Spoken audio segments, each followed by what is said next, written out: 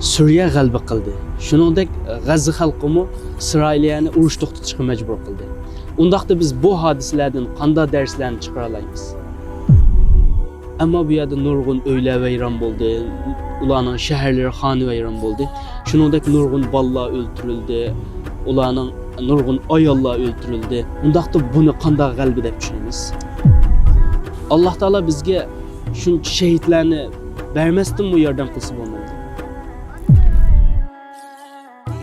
Suriye g'alaba qildi. Shuningdek, G'azza xalqimi İsrailiyani urush to'xtatishga majbur qildi. Undaqda biz bu hodisalardan qanday darslarni chiqara olamiz? فسيروا في الأرض فانظروا كيف كان عاقبة المكذبين. Sizlar zaminda mengib islomni yolg'onga chiqarganlarning, musulmonlarni yolg'onga chiqarganlarning oqibatining qanday bo'lganligini qaranglar. هذا بيان للناس وهدى وموعظة للمتقين. Bu kishilar uchun bayondir. Taqvodorlar uchun to'g'ri yo'lni ko'rsatuvchi va vaz-nasihatdir. Buni qandami vaz-nasihat yoki qanday yo'l ko'rsatuvchi deb tushunamiz? Va la tahinu va la tahzanu va antumul a'launa in kuntum mu'minin. Bu shubhamanglar. O'zinglarning ozligi, ojizligi, dushmanlarning kuchligi, sonning ko'pligiga qarab hargiz bu shubhamanglar. Va la tahzanu g'amga patmanglar. Nurg'un kishilarning shahid qilinganligi, nurg'un kishilarning turmuga sulanganligi, sizlarga har xil shaklda ziyon yetganligiga qarab g'am qilmanglar. Va antumul a'launa in kuntum mu'minin. Agar sizlar mu'minlar bo'lsanglar, cho'qim g'alaba qilasizlar. To'g'ri, haqiqatan mu'min bo'lganlik uchun g'alaba qildi. Ammo bu yerda nurg'un uylar vayron bo'ldi, ularning shaharlari xoni vayron bo'ldi. Shuningdek, nurg'un bolalar o'ldirildi, ularning nurg'un ayollar o'ldirildi. Undaqda buni qanday g'alaba deb tushunamiz? Yamsaskum qarhun faqad massal qawma qarhun mithluh wa tilkal ayyamu nudaviluha baynan nas. Sizlarga har xil shaklda ziyon yetgan bo'lsa, ularga o'xshash har xil shaklda ziyon yetaylik. Alloh taolo kunlarni, qalbini ana shunday kishilarning orasida aylantirib turadi. To'g'ri, haqiqatan Alloh taolo rost aytdi.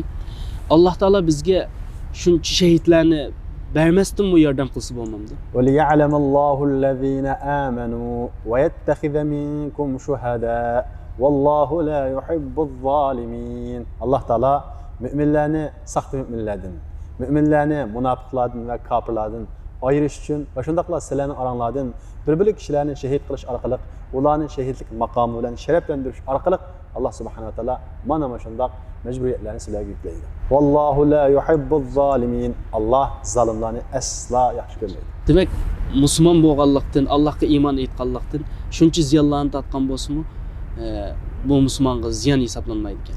Va liyumahhisallohu allazina amanu va yamhaqal kafirin. Alloh mu'minlarni bu ziyonlar, bu musibatlar orqali poklaydi. Kofirlarni bo'lsa halok qiladi, yo'q qiladi. Demak, iymonimizni mustahkam tursak, qo'limizdan keladigan ishlarning hammasini qilsak, biz g'alaba qila oladiganmiz. Dunyoda g'alaba qila oladiganmiz. Undaqda oxiratligimiz uchun bu g'alaba hisoblanadi. Am hasibtum an tadkhulul jannah wa lamma ya'lamillahu allazina jahadu minkum wa ya'lamas sabirin. Sizlar Alloh taolo sizlarning ishinglardan jihad qilganlarni, jihadning mushaqqatlariga chidayoladiganlarni va shundaqla sabrchanlarni bilmay turib, ayirmay turib cennet kirimiz deb o'ylamsizlar. Demak, qo'limizdan keladigan ishlarning hammasini qilsak, iymonimizni mustahkam tutursak, bo'shashmasak, dunyoda va oxiratda g'alaba qila oladiganmiz. Undaqda sonimiz oz bo'lsa-mu g'alaba qila olamdik. Kam min fi'atin qalilatin g'alabat fi'atan kathiratan bi'iznillah. Nurg'ulg'an az jamoat, az guruh, nurg'ulg'an ko'p jamoatdan, kuchli davlatlardan g'alaba qildi. Vallohu ma'as sabirin. Allah sabrchanlar bilan, chidamchanlar bilan, mustahkam turg'uvchilar bilan birga. Amenna. Biz bularni G'azzada ko'rdik. Bir uchum kishilar Isroiliyadagi cho'ng bir davlatni ustal ustiga kelishga majbur qildi. Shuningdek, Suriyada ko'rdik. Shu bir uchum kishilar Suriya xalqini hurlikka erishtirdi. Maşallah. İnşallah bu g'alabani vatanimizda ko'ramiz.